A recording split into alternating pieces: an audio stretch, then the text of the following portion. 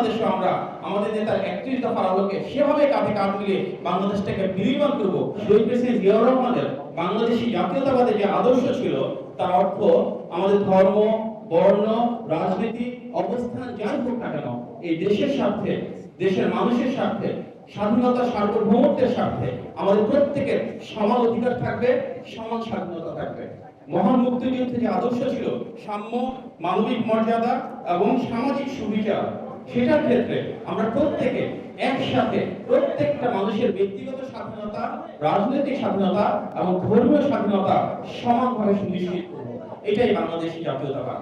সেই আদর্শকে ধারণ করেই কিন্তু শহীদ জিয়ার সময়, দেশনেত্রী বেগম খালেদা জিয়ার সময় আমরা সেই বাংলাদেশ পেয়েছিলাম যেখানে সকল ধর্মের, সকল বর্ণের, সকল মতের, সকল রাজনীতির মানুষ কাঁধে কাঁধ মিলিয়ে বাংলাদেশকে সামনের দিকে এগিয়ে নিয়ে গিয়েছিল।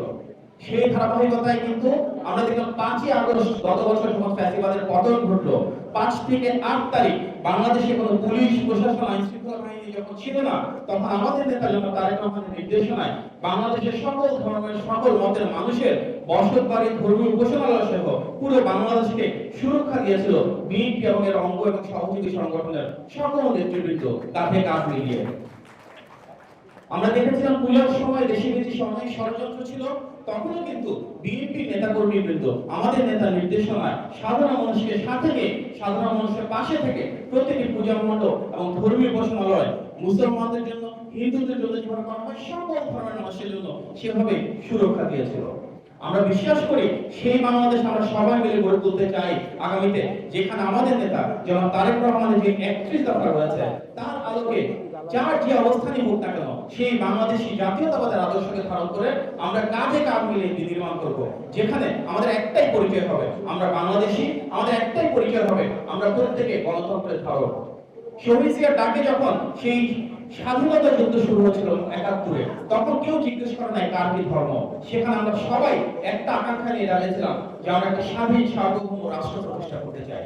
এই গণ অভ্যুত্থানে যখন রাজপথে নেমে এসেছিল কেউ জিজ্ঞেস করে নাই কার পরিচয় কি। আমাদের সবার আকাঙ্ক্ষা ছিল আমরা সেই রাষ্ট্র ব্যবস্থা তৈরি করতে চাই যেখানে জনগণের কাছে তাদের মালিকানা ফেরত দিব, গণতান্ত্রিক ব্যবস্থায় ভোটাধিকার প্রতিষ্ঠা করব।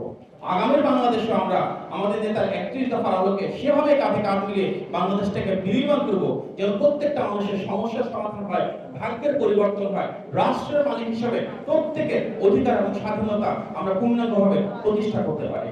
ওয়ালটন এখন দেশের সীমানা পেরিয়ে পৌঁছে গিয়েছে ৫০টিরও বেশি দেশে। ওয়ালটন, ঘরে ঘরে, বিশ্বজুড়ে।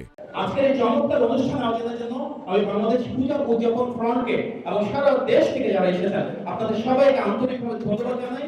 এবং আমরা বিশ্বাস করি আমরা সবাই মিলে এক হয়ে আমাদের সেই সাম্য, মানবিক মর্যাদা এবং সামাজিক সুবিচার প্রতিষ্ঠা করব। আমাদের যে জাতীয় নেতৃবৃন্দ আছেন ওনারা আমাদেরকে নেতৃত্ব দেবেন, ওনাদের দেখানো পথে আমরা ভাই ভাই হয়ে, ভাই বোন হয়ে এই বাংলাদেশের সামনে নিয়ে যাব।